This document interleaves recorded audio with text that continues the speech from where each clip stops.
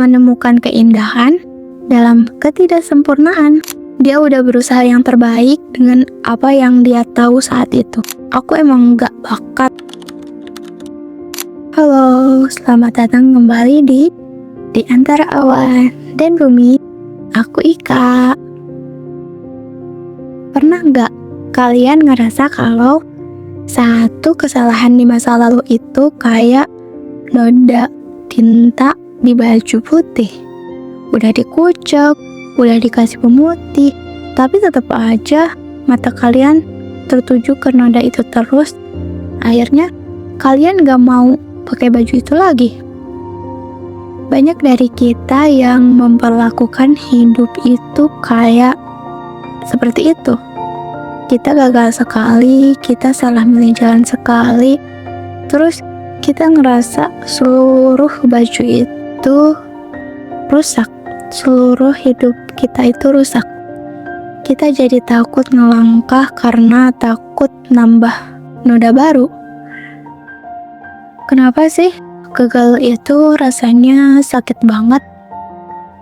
Kegagalan itu seringkali nyerang sense of self kita atau harga diri kita. Sesuatu yang disebut fixed mindset versus growth mindset. Orang dengan fixed mindset percaya kalau bakat dan kecerdasan itu harga mati. Jadi kalau mereka gagal, mereka mikir, aku emang bego atau aku emang gak bakat, titik. Akhirnya mereka milih buat main aman aja terus. Tapi permasalahannya, dunia ini gak pernah aman-aman aja.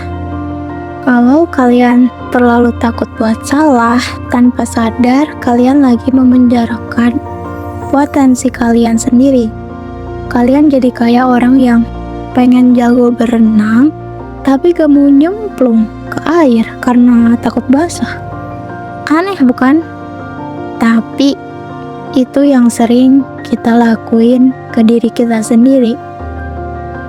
Kita pengen sukses, kita pengen bahagia, tapi kita alergi sama yang namanya proses yang berantakan. Dengar ya, kegagalan itu bukan lawan dari kesuksesan.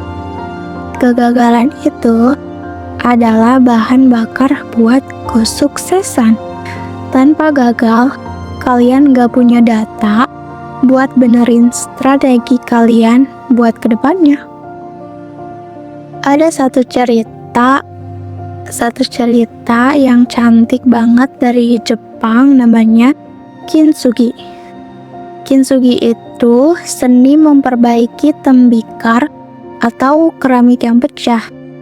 Menariknya di sini, mereka nggak pakai lem bening buat nutupin retakannya.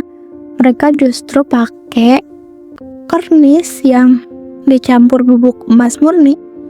Hasilnya, keramik yang tadinya pecah itu malah jadi lebih kuat dan jauh lebih bagus, lebih cantik, lebih indah daripada saat dia masih baru.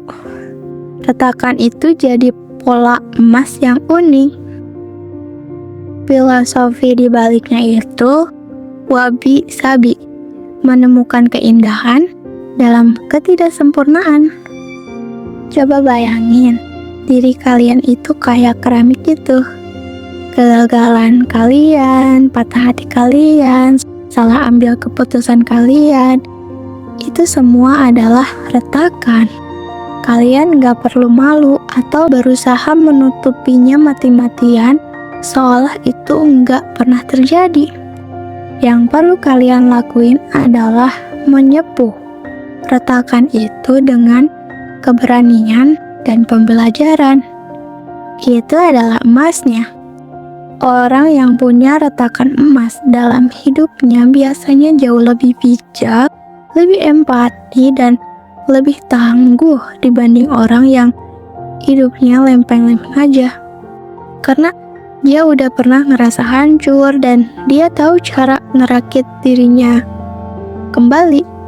Terus, gimana caranya kita buat mulai menyepuh retakan kita itu? Ada 3 langkah kecil yang bisa kalian coba. Yang ke-1, poinnya ganti pertanyaannya.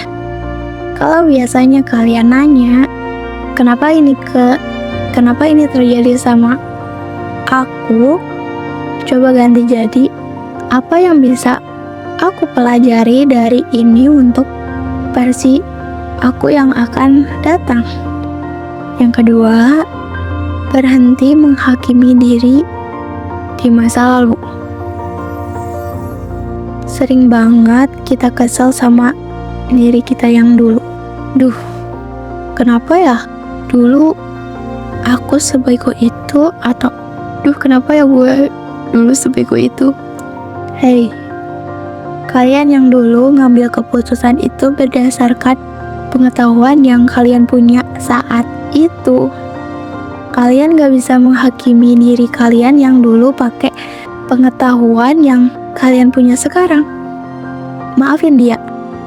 Dia udah berusaha yang terbaik dengan apa yang dia tahu saat itu. Yang ketiga, rayakan upayanya, bukan cuman hasilnya. Malam ini sebelum tidur, coba list 3 hal yang udah kalian usahain hari ini, terlepas hasilnya gimana. Fokus ke input, bukan cuman output.